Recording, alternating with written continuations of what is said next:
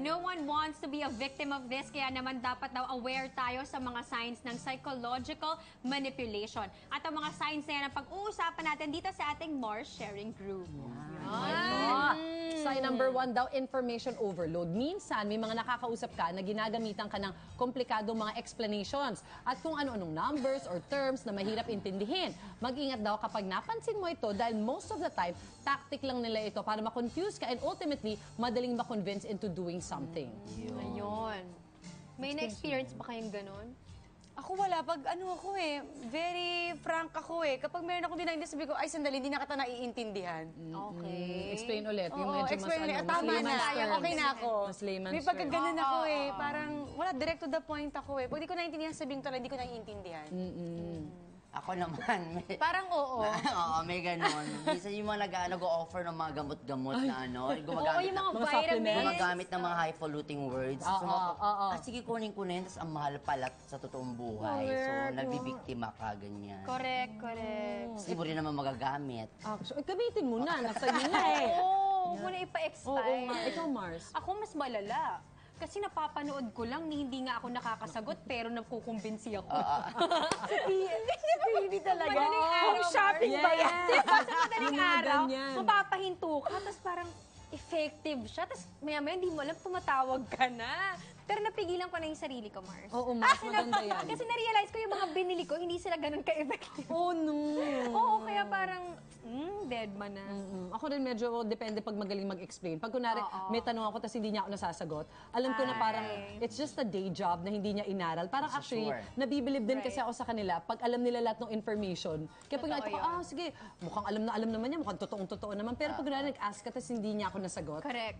check out na ako. So, maramdaman mo kapag genuine yung pagtotoo yung knowledge. Actually. Dun sa, kaka-briefing lang nito last Yes! week. Tama, Mars!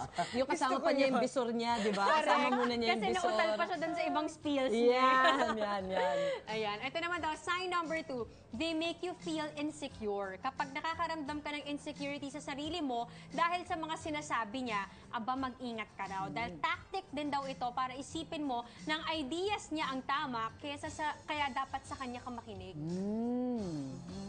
Ano ba? Yung mga magaling mag-convince. Actually, I think parang pag merong usually dapat medyo matalino siya at manipulative talaga siya. Yung kahit ikaw yung may kasalanan, siya yung may kasalanan, ang ending, ikaw pa yung nasa mali. Oy, maraming magaling mag-ganyan. Kunwari, nagloko na asawa. Tapos sasabihin niya sa asawa, actually, ikaw yung may kasalanan. Dahil pinabayaan mo. Oh, yeah, mga ganyan. Or kunwari na, may ganon. or you made me feel achuchu-chuchu. Tapos ikaw naman, guilty ka naman. Pero actually, siya yung gumawa ng masama. Ng mali. Oo. Meron talagang sobrang nilang galing mapaikot talaga. Pues, hindi ako. Mukha naman, Mars. Mukha naman di ka maapektuhan ng Hindi makakalusot, ganyan. Mars. Hindi, actually, ano rin yan Parang siguro depende rin sa kung pag nararamdaman mo na medyo minamaliit ka na or parang medyo gina-judge ka. Kasi yun lang naman yung dahilan para ma-insecure ka sa sarili mo. Pag medyo, teka lang, parang hindi na tama yung mga sinasabi yung tungkol sa akin Yun siguro yung medyo pag-isipan mo rin. Kasi minsan, kapag naniwala ka doon, mag-iiba rin yung tingin mo sa sarili mo. Tsaka yan din ang hirap Example, hindi lang mag-partner, magkaibigan, or kahit saan. May mga tao talaga na kapag, halimbawa, exam, nakapasa ako sa exam, ay, ang saya ko nakapasa sa exam. Bakit yung mga nandun sa hindi nakapasa, bakit, nagagalit sila dun sa mga nakapasa. Imbis na gawin nila yung motivation para, ay, sa susunod gagalingan ko. Kasi siya kaya niya, dapat kaya ko din. May mga pagkakataon kasi, ay, nakapasa siya, pues, hindi Galit pwede. tayo sa kanila, Huwag dun natin sa bate. papansinin niya. Susugatan May mga natin. ganun diba? So, yun ay nakakalungkot dun sa issue na yun. I think it also boils down sa sense of self mo rin kasi. So, pwede ka naman talagang pag-ikutin pag ikaw mismo sa sarili mo may kahinaan ka o may guilt ka rin talaga na nakaka-feed din dun sa pag-manipulate ng ibang tao sa'yo. Kumbaga, there's some truth to Yes. Kaya nahanap nila yung muna. Tapos, they'll feed on that kasi yun yung kahinaan mo. Pero kung ikaw confident ka, teka, parang wala na akong masamang ginawa.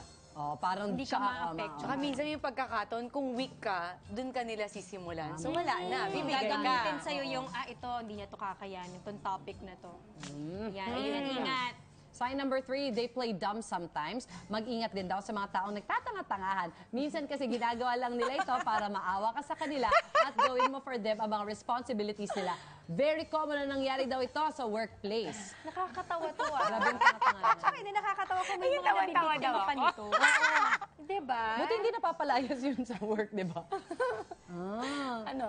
Ako. Oh, yeah. Ikaw na naman, Mars! Mars, buti na lang guest ka namin. At least Hindi may kasi ano, ako- at least nung may college- study. contribution. May case Nung study. college yun, may partner-partner kasi pag gagawa ng thesis, di ba? Eh, Yes. minsan matalino yung kapartner ko. Correct. So, tatanga-tanganan ako ng very, para siya na lang yung kasi medyo Gumawa busy na ako lahat. ng time na yun. Nag-work ka naman. At least ikaw naman pala ang Gumagamit. Actually, kaya mo naman pala na busy ka lang kasi.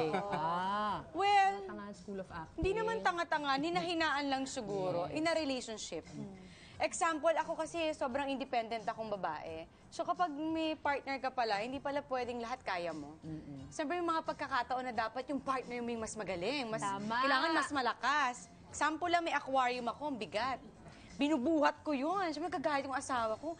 Bakit ikaw? Pati mo iutos sa akin? So bilang babae, Dad, hindi ko kaya, pakibuhat. Yes. In a nice way naman. Totoo. So mas kailangan niya ako, kaya. Oo. Kaya ko to.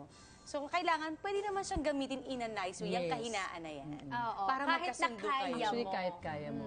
Ang tawag dyan ay pabebe. Di ba? Pabebe. At Well, di ba, yung mga Pabebe, girls naman ah. naman talaga, minsan kinakailangan ng ganyan. Arthur. Wag lang sobra sa Ay, pabebe. wag lang talaga. Yes, Na, may yung hangganan bag mo din. ganito kaliit. Pero bit-bit It's so ni heavy, Kuya. babe. Can you carry my bag? Baka sabi, ipalo ko pa sa'yo yun.